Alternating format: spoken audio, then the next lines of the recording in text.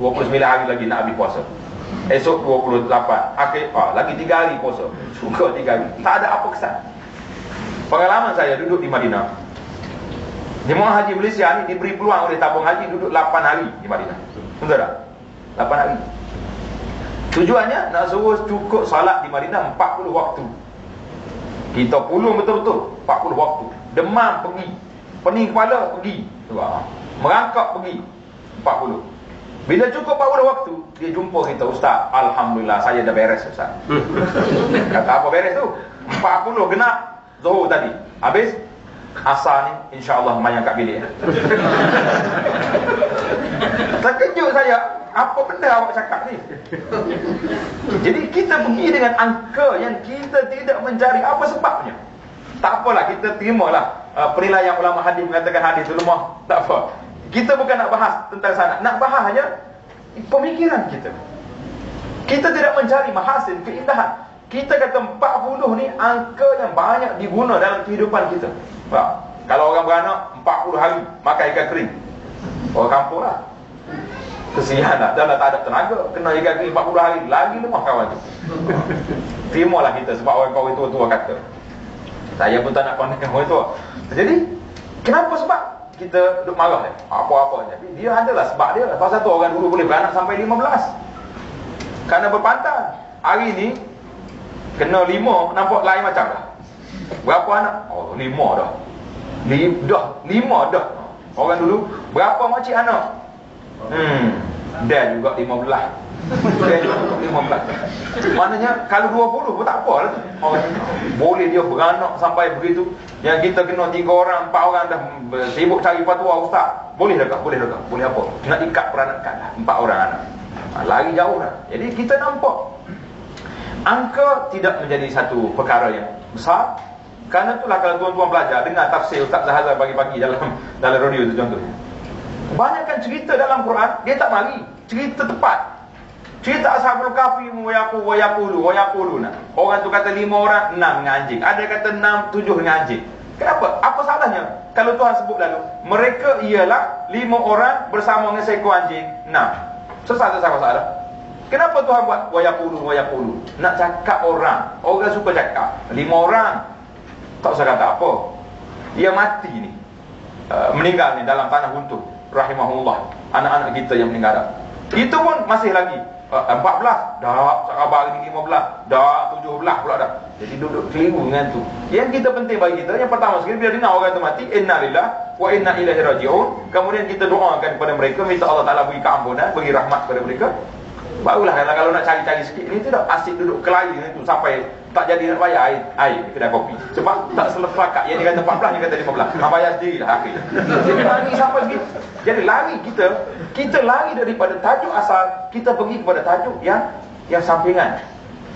Jadi duduk di mana? Duduk kita ni tentang bila kita sebut tentang keindahan Islam duduk di bulan Ramadan itu duduk di mana? Duduk di isi kandungan, bukan duduk di bilangan. Bilangan tu adalah makna dia. Baik. Bila mari dalam keindahan dalam bab zakat, saya ringkas kerana masa kita sudah nak berakhir. Bila mari daripada zakat, kenapa zakat ni 1/40 menjadi hak orang, bukan hak kita? Betul tak 1/40? Senang. Kalau kata 5%, dia payah nak cari. 1/40, 40,000, 1,000 hak orang. Resmi, automatik, nak tak nak pun itulah hak dia. Sebab Allah Ta'ala nak didik nafsu manusia ni, yuhibbunal mala hubban jamma. Manusia ni suka kepada harta, sayang kepada harta, hubban jamma. Nak tahu hubban jamma, jumpa Ustaz Wan Nasir. Biar dia huraikan dari segi kata-kata. Kenapa dah hubban tu sayang dah, jamma tu pula tu. Maknanya sayang ngoti-ngoti lah kalau orang Kelantan katakan. Ke harta ni dah. Pasal itulah kalau pergi Mekah ni, kalau bawa beg duit tu tak kat depan dia, dakak sekali dengan semayang dia tak hilang. Dekat Mekah yang pakai, saya kat Mekah pakai juga beg, sini tak pakai, tak apa. Baik. Jadi bila manusia ni sayang, maka telah diperuntukkan bahawa sayang ke, kamu tak sayang ke, apa keadaan sekalipun, 1/40 bukan hak milikmu. Hak milik orang pakai miskin. Hak milik orang lain yang berhak. Jadi nak letak itu pada peringkat wajib. Kemudian manusia ni bila dia menyumbang, walaupun yang wajib, mudah-mudahan dia akan terbuka hati dia. Apa salah kalau aku perluaskan kepada sedekah, kepada hadiah, kepada sumbangan-sumbangan lain yang masih ada. Jadi bila nafsu ini telah dikikiskan, keegoannya daripada kebakhilannya, kepupitannya tu, dia beri kepada hak yang wajib, maka dia akan terbuka hak orang lain. Itu dari segi hak. Dari segi ijtima'iyah, kemasyarakatan. Kita tengok masyarakat hari ini, ada yang fakir, ada yang miskin, ada yang kaya. Yang kaya, apabila ada bagi mereka ni zakat, maka mereka kena sumbang untuk membantu orang miskin. Habis hari ni tak sesal-sesal, zakat berjuta-juta, punya setengah tempat ratus juta kumpul zakat. Tak masuk tajuk kita ni, tapi selingan boleh. Saya selalu kata, hari ini manusia sangat aktif, sangat tafannun, sangat pandai memungut zakat.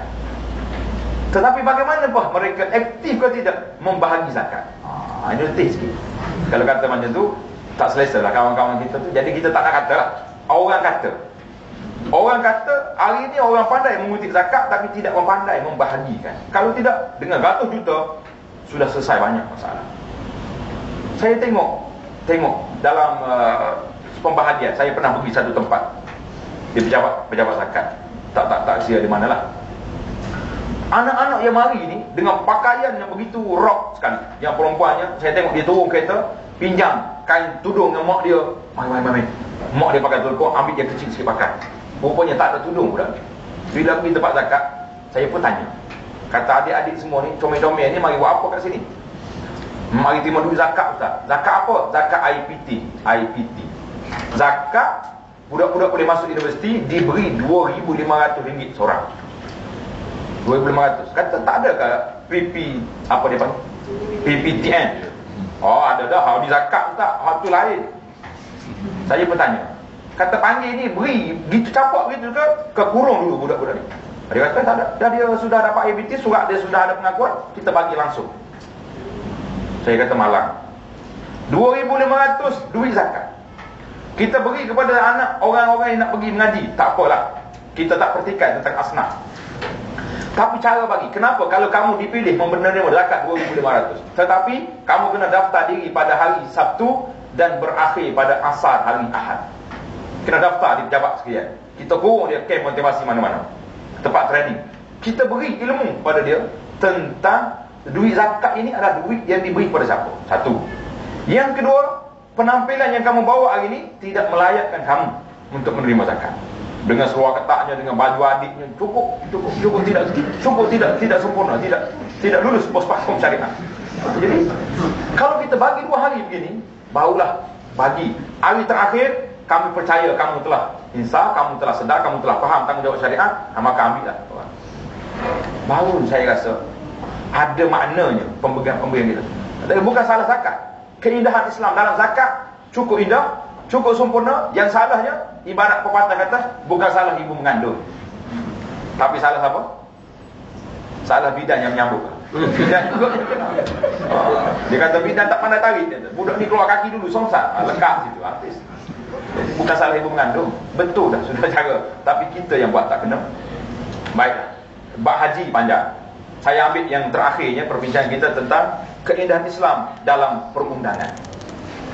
Dalam undang-undang, satu perbandingan yang simple yang saya suka buat bagian ini supaya kita selalu mudah nampak. Undang-undang jenayah Islam mengatakan bahawa orang-orang yang sudah berkahwin, muhsan, mereka ini kalau melakukan perbuatan zina tidak layak lagi duduk atas dunia. Tidak layak mereka duduk di atas muka bumi Allah. Yang layaknya batunil ardi, dalam bumi. Bila mari orang putih, orang barat ni, dia tukar undang-undang. Dia kata orang yang buat benda ni dianggap sebagai rogol atau apa-apa saja ni, undang-undangnya 20 tahun 20 tahun penjara. Ada ni peguam-peguam kita, haki-haki ada kat sini. Lebih kurang lah saya sebut. Kalau dia buat 3 kali, mana 60 tahun dalam penjara.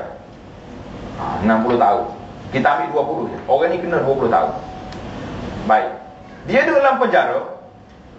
Penjara ni cantik ke buruk bangunan? Pergi melawat sekali. Cantik tuan-tuan. Pagar dia, pintu pagar dia, saya pergi cek harga pintu pagar tu Dengan pondok kat rumah saya tu, angkat semua pondok pun tak boleh nak buat lagi begitu banyak. Punya cantiknya. Nak pera siapa? Ni, nak pera 20 tahun. Orang-orang yang tidak layak mengikut syariat Islam duduk di atas muka bumi. Contohlah. Maka kerajaan boi tempat yang begitu cantik. Makan cantik ke tak cantik? Mesti sedap punya. Saya satu ceramah satu tempat depan penjara. Kebetulan kawan saya imam tu, dia kata, "Ustaz, hari ni saya masuk mengajar Quran dalam penjara. Tak berapa nak baca Quran. Masa je." Dia kata, "Kenapa ni? Tak semangat baca Quran?" Dia kata, "Nak semangat lagu mana, Ustaz? Hari ni jamu laut telur je." Oh, tak rasa nak berlepuk pagi putih. Laut telur je jamu. Tak ada ayam, tak ada ikan, tak ada. Kata sudah, Ustaz macam tu. Maknanya kita nampak 20 tahun berapa puluh ribu ke sampai 100 ribu. Kalau kita ambil satu hari, kerajaan Fazal menanggung kos perbelanjaan hidup dalam ni, dengan makan, minum, dengan tempat, dengan elektrik, dengan air, semua ni lebih kurang dalam RM30 satu hari. Tuan-tuan kali RM30 kali dengan 20 tahun, berapa satu hari kita kena belanja menanggung orang yang baik dalam penjara. Baik. Anak-anak dia, isteri dia, anak-anak dia di rumah, siapa bagi makan? Kerajaan tanggung? Hayat. Tak mungkin pula. Kecuali pejabat. Mungkin Badan Kebajikan Masyarakat mari bagi RM100 sebulan. Buat apa RM100 yang anak zaman sekolah hari ni semua kena bayar? Ada. Oh, dia kata yuran tak ada, Ustaz. Betul. Tapi yuran hak lain tu banyak lagi kena bayar. Baik. Kita nampak sangat satu kepincangan dalam undang-undang ini. Apabila kita ambil yang orang putih buat mari, 20 tahun kita tanggung orang ni makan free, duduk free.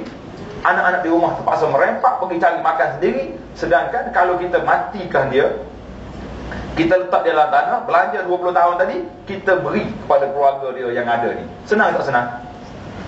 Tak boleh lawan dah. Nak cari keindahan Islam di dalam undang-undang, dalam masyarakat, dalam jenayah, dalam ekonomi, dalam apa saja pun, tuan-tuan carilah. Dalam buku keindahan Islam itu terjawablah sebahagian daripadanya. Tapi ilmu Allah sangat luas.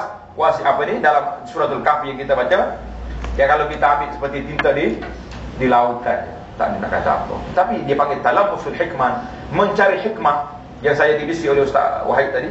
Satu majalah baru ni, apa nama? JQ. Kita promosi hari tak apa. Majalah Tanyalah Ustaz. Hebat dia cari. Mana pula dia ambil tajuk TV9. Majalah. Mungkin kolom ni dia pun penjawab jawab soalan apa mungkin. Semuanya yang tanya Ustaz lah kat mana. Saya pernah dipanggil oleh satu pejabat kerajaan di Kuala Lumpur. Dia kata, "Tazkirah bulan Ramadan tahun ni, semua ustaz-ustaz yang berceramah dalam radio IQ." Saya kata, orang lain tak apalah, kita panggil pula apa ni. Tapi nak kena tu dia kata, dalam radio ni tak ada suara. Apa muka yang orang ni? Biar mari dia pejabat kita. Orang ni, orang lain, minggu depan orang lain. Sebabnya orang kenal, oh dia ni suara nampak lembut, tapi sampai sini nampak backing kat lah kan. Orang nampak sedap gitu. Maka keindahan Islam yang sangat cantik, sangat indah.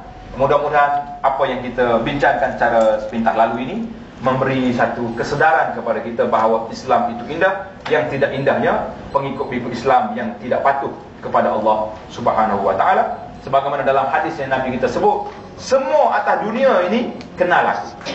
Nabi kita kata, tuan-tuan boleh tengok syarah saya kepada kitab yang terbaru saya, yang terakhir keluar, iaitulah kitab 41 kelebihan Nabi sallallahu alaihi wasallam, yang saya terjemahkan dengan sedikit huraian. Ni, kalau boleh yang belum ada lagi tu, nak baliknya habis terus.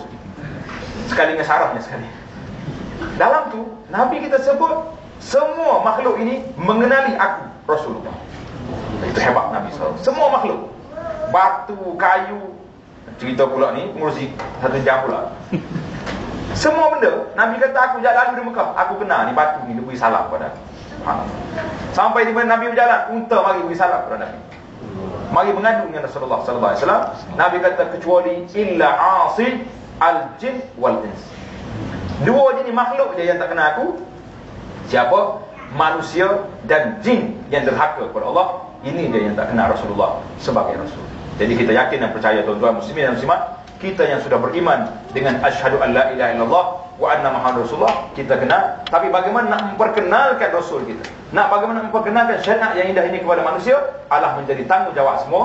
Dan kita harap insya-Allah taala kita di antara orang-orang yang akan mempelopori membuat gerak kerja yang begitu kuat supaya manusia ini mengenali Islam dan orang-orang yang bukan Islam pun tidak takut dengan kita.